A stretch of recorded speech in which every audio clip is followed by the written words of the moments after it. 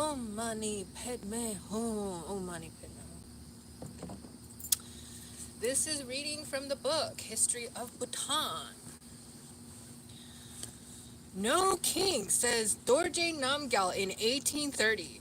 The Penlop of Tongsa led a rebellion against the Desi, who is like the ruling power of Bhutan, with a desire to win the office of the Desi for himself.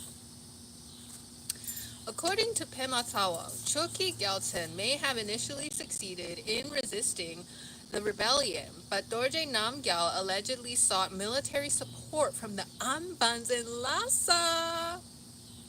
Lhasa in Mandarin. The Ambans were Chinese representatives stationed in Lhasa by the Qing dynasty rulers of China with significant military support. So they're not always Han Chinese, they could be Manchurian, etc. Because the Qing rulers were Manchurian. Manzu. A small contingent of Chinese soldiers probably arrived to assist Bhutan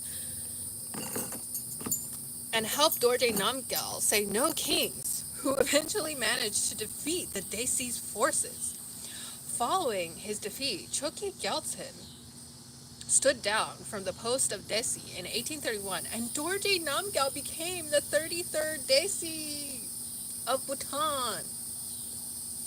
Dorje Namgyal was from the Wang Valley and a nephew of the 30th Desi. He was thus groomed from his early youth for a court life, but his term as Desi was far from smooth and peaceful. Soon after he took office, a fight erupted in 1832 in Punakha during the death anniversary of Shabdrung between his forces and those who supported the previous Desi. In the turmoil that ensued, Punakha Zone was once again reduced to cinders, and the monk body had to move to Timbu. So the Sangha, who are people who follow the vows of Vajrayana and monkhood, moved to Timbu, a different city. This was the fourth fire of Punakha in less than half a century. Desi Dorje Namgyal immediately launched the project to rebuild the Dzong, and Sherab Gyaltsen, now a leading monastic figure, was once again put in charge of the interior art designs. Meanwhile, the forces of Dorje Namgyal marched into Timbu in pursuit of the previous Desi, who had retired there. The previous Desi fled further to Paro, where his ally Age Hapa, the Penlop of Paro, gave him protection and support. Dorje Namgyal pursued his enemy to Paro, where his forces came into direct confrontation with the men of the leader of Paro and the previous Desi. An all-out war had already started at Chewaka, when the incumbent and previous Je Kempos and the retired Desi Tenzin Drukdra intervened at the request of local elders to mediate between two warring parties. We know that one of the senior figures who accompanied the three leaders in mediation was Sherab Gyaltsen. The efforts by the monastic elders resulted in a peaceful settlement, and the previous Desi Choki Gyaltsen was allowed to retire in Timbu. Dorje Namgyal returned to Punakha to continue the reconstruction of the Dzong, which was finished and consecrated in the winter of 1832. Shabdrung's body, which was temporarily housed in Timbu, was reinstated, but not all was to go well. So Shabdrung is like the mythical and amazing patriarch that founded the Bhutanese state. First, the incarnate Prince Regent Jampal Dorje II passed away on the 17th of the 3rd Bhutanese month, 5th May 1833, leaving the Bhutanese state without any of the regal incarnations. Unlike previous decades, when several of them were often simultaneously vying for the golden throne, Bhutan was now without a single one of them. The death of all four incarnations must have left the political leaders and aspirants without a religious figurehead, whom they often used as a puppet to further their political actions. It must have also left the pious Bhutanese public with much uncertainty, as the most important institutional post of the reigning hierarch remained vacant. Given the importance of a spiritual figurehead, the absence of a regal incarnation may have left a vacuum in the Bhutanese psyche. However, this did not take much time, as change was soon found, and once again used as like incarnations were found. You have to send a search party to find them, and they were again used as pawns of political games. Secondly, the tension between Dorji Namgyal and his opponents was still fermenting and far from over. Inevitably, a fight erupted on the 13th of the 11th Bhutanese month in Western calendar 24th December 1833, in which Dorji Namgyal was fatally stabbed. It seemed Atang Tinlay, the Gongzim or chamberlain of the Desi, was appointed as acting regent while Dorje Namgyal lay ill with the stab wound. So he's not dead. With most of his cultural projects unfinished, Dorje Namgyal eventually succumbed to his wound, and Atang Tinlay became the 34th Desi on the 11th month of the 12th Bhutanese month.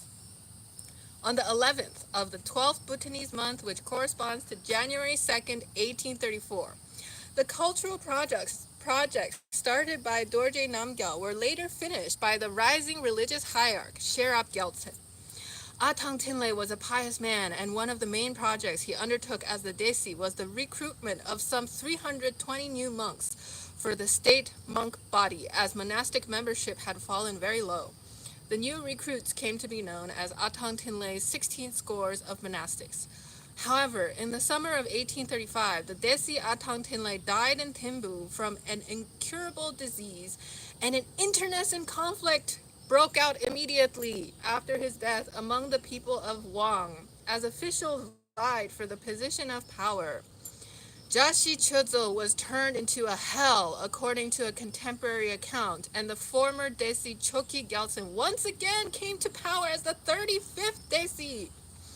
Despite being ousted by Dorje Namgyal in 1831, he remained politically active, choosing to share close ties with the leader of Paro and many other senior hierarchs. Choki Gyaltsen's second term as Desi, just like his first one, was marked by developments pertaining to the regal incarnations and relations with the British. If his first term saw the death of the three main reigning incarnates, his second term now witnessed the reappearance of all three of them. Firstly, a boy from Drametse in eastern Bhutan was recognized as the fourth Tukchul or mind incarnation of Shabdrung. The child's mother, Druk Gyalmo, was the sister of the previous incarnation, Jigme Drakpa. Thus, in a canny familial scheme, only possible in a system based on reincarnation, her late brother returned as her son. The boy's father was the Choje master of Drametse, who held the post of the chief official of Mongar. The child was verified using traditional methods and brought to the seat of his former incarnation in Talo, given the name Jigme Norbu, and installed on the golden throne in Punakha in the winter of 1834. Elden Ring says hi. Just Happened says hi. About the time Jigme Norbu, 1831 to 61, was elevated as Takchul or mind incarnation of Shabdrung, Jigme Dorje, 1831 to 50, from Tang in Bumtang, was also proclaimed to be the immediate incarnation of Yeshe Gyaltsen, and installed in the seat of the previous incarnations in Paro. We also know that Tinlay Gyatso, 1835 to 51, the rebirth of Tsultrim Drakpa, and thus the fourth Trichul, or incarnation of Tenzin Rabge, was also born in 1835 in Bumtang, and soon afterwards recognized and invited to his seat in Tango. The emergence of the three leading incarnates was certainly a significant development for Bhutan in terms of both religion and politics, although they did not exercise as much political power as some of their precursors did. However, we see in these three incarnations repetitions of the general patterns of political alignment which we have seen with the incarnations before. When Bhutan got divided into two political camps in 1838, Tokchul was put at the helm of the faction at Timbu, while the other two incarnates allied together with the power in Punakha. In spite of being religious figureheads for the rival courts, they seem to have enjoyed among themselves a cordial relationship, being more inclined toward religion than state politics and studying under the same renowned teachers.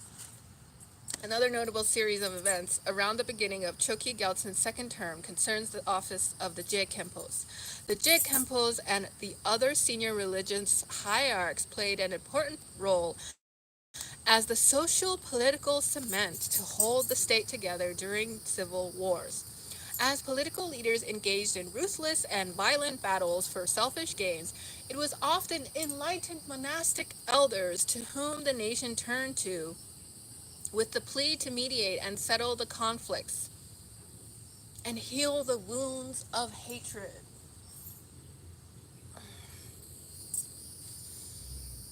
Heal the wounds of hatred.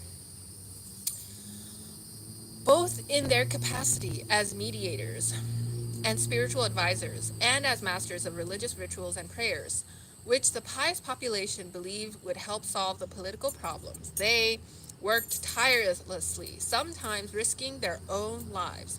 They used the power of their office and their spiritual stature to advise, admonish, and suppress the pugnacious politicians, to negotiate and salvage the damage of war, and to organize and conduct numerous religious ceremonies to remedy the social ruptures and avert them in the future.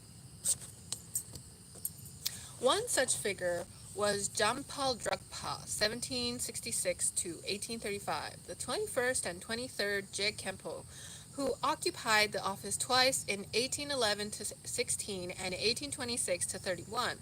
This luminary passed away in the wake of the conflict in 1835, followed by the 24th Je Kempo Shakya Gyaltsen in 1836. A month after the latter's demise, Sherab Gyaltsen, a leading figure and Renaissance man who we have come across many times earlier, was appointed as the 25th Je Kempo on the 1st of the 7th Bhutanese month in calendar time 13th August 1836. Throughout his life, this hierarch carried out numerous religious projects and countless religious ceremonies for the welfare of the state, some of which he funded by giving up everything he possessed. He was mainly responsible for the redevelopment of interior artworks for the Punakha zone following the last three fires.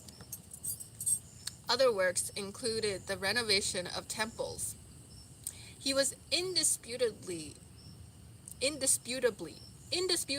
the most renowned religious master in western Bhutan at the time he was appointed Je Kempo. Both the clergy and laity held him in great esteem.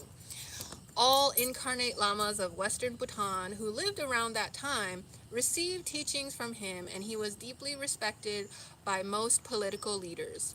He was certainly revered by Desi Choki Gyaltsen and later by Desi Jashi Dorje, with whom he struck a good rapport.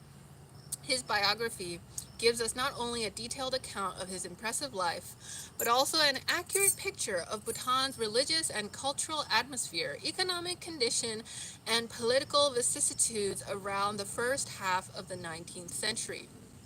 The existence of saintly figures such as Sherab Gyaltsen was, however, sadly counteracted by the growth of power-hungry and pugnacious officialdom across the country. Civil strife was far from over, and Choki Gyaltsen's second term would end as violently as the first term, with the rebellion once again from the east. But before we discuss his final fall, we shall turn to the events along the southern border of Bhutan. By 1826, the Bhutanese border with British India and the British Protectorate of Cooch Behar extended from the Tista River on the west to the Dhansiri River, which flows through the Darang district of Assam today, not to be confused with the river of the same name from Nagaland on the east. This stretch of borderland, ranging in breadth from 10 to 20 miles, was composed of plains and Himalayan foothills, which are extremely fertile and conducive for cultivation. The tract was administratively divided into 18 duars or passes under the control of provincial governors known as Jungpa, whom the British called Subha. Subha Daraniye. That's a party song. Subha Daraniye. Takureniye. 7 of these duars between the Dhansiri and Manas River fell within Bhutan's border with Assam, thus called the Assam Duars, and 11 of them fell between the Manas and Tista rivers. So this is not the actual map, but you can kind of get the idea, like the rivers demarcate the boundaries, and thus the political office. 7 of these duars fell within the border with Bengal, thus called the Bengal Duars. Despite the remote and itinerant Bhutanese control, the duars were generally run by local officers who were not ethnic Bhutanese but appointed by the Bhutanese authorities, particularly by one of the 3 Penlops under whose jurisdiction the duars fell. While Bhutan generally enjoyed absolute possession of the 11 Bengal Duars, its control over the 7 Assam Duars was not straightforward. Even during the Ahom rule, the Bhutanese did not gain full possession of the Duar tracts. As a result, they are said to have harassed the population along the Assam frontiers with persistent incursions and raids. In order to avoid these violent attacks, Ahom rulers gave possession of the 5 Duar tracts along the Kamrup district to Bhutan in exchange for an annual payment. The payment included about 37 tola of gold, 37 bags of musk, 37 yak tails, 37 daggers, 37 blankets, 57 ponies, and about 4,785 Naraini rupees in cash total. This arrangement between Bhutan and Ahom rulers of control over the 7 Assam Duars continued with the British after their annexation of Assam in 1826. However, there were complications and the problems began to erupt, leading to serious consequences. First clash with the British in the east.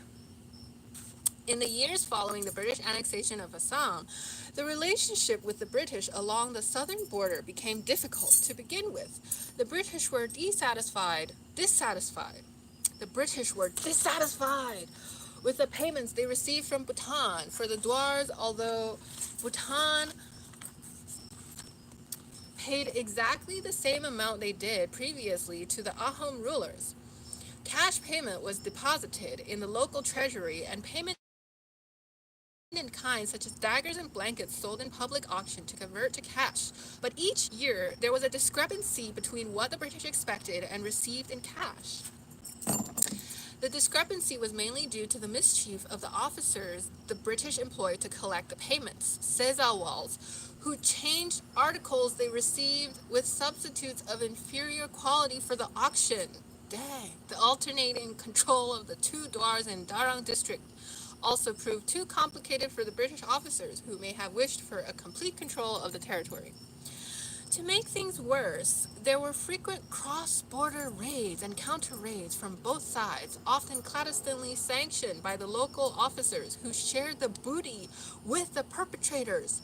The raids were not only aimed at plundering property, but also kidnapping people, including women and children, many of whom were employed as slaves. A great number of medieval Bhutanese serfs originated in the Indian captives of such raids.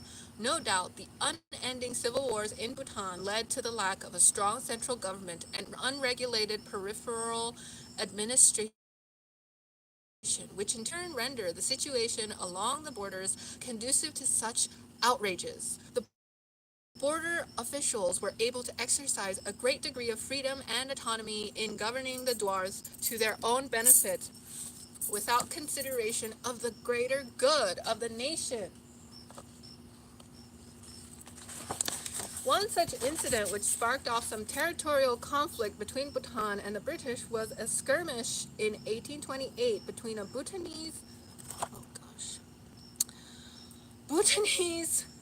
border official and a British agent for the northeastern frontiers. The Drungpa, or provincial official responsible for the Buri Gumar Dwar, pursued some Bhutanese fugitives into British territory and had then brought back, but in their stride also carried off the British subject who gave refuge to the fugitives. David Scott, the British agent in the region, demanded the release of the British subject and sent a small contingent of 8 sepoys to the front post, perhaps to enforce the demand. The Drungpa, aided by 1 Nakpola and some 280 men, attacked the British contingent, killing some and carried away British subjects into captivity.